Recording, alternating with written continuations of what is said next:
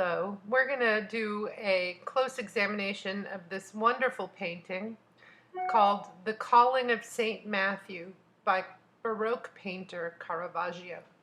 Caravaggio was famously a very difficult man.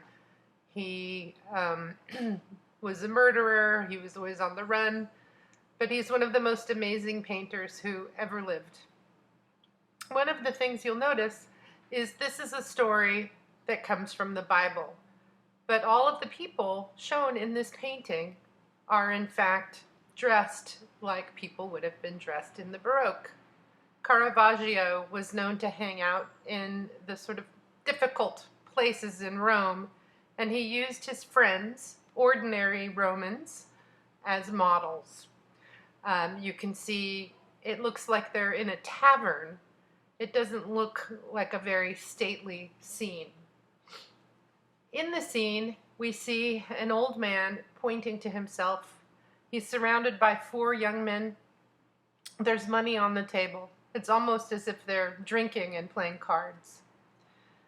There is a shaft of light coming through the window, and that window is highlighting Matthew's face as he points to himself.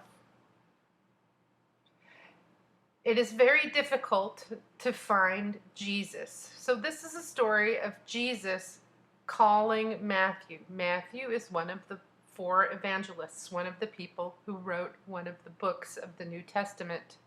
He had been a money collector, a sort of a tax man, before he became one of the apostles.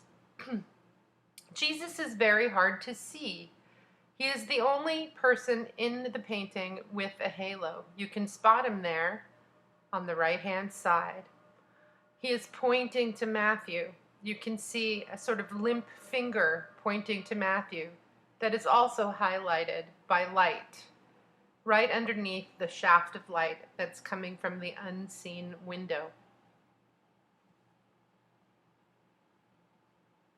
I want to show you a few close-ups. Here we have the counting of money, St. Matthew pointing at himself, the realization that he's being called, and that famous hand pointing the way to the revelation.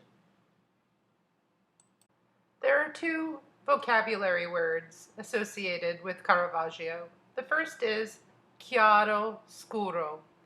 It means light, dark in Italian. Caravaggio starts with the dark, and the brightest parts of the painting are the thickest. He makes these extreme transitions from very, very dark to very, very light. This adds drama.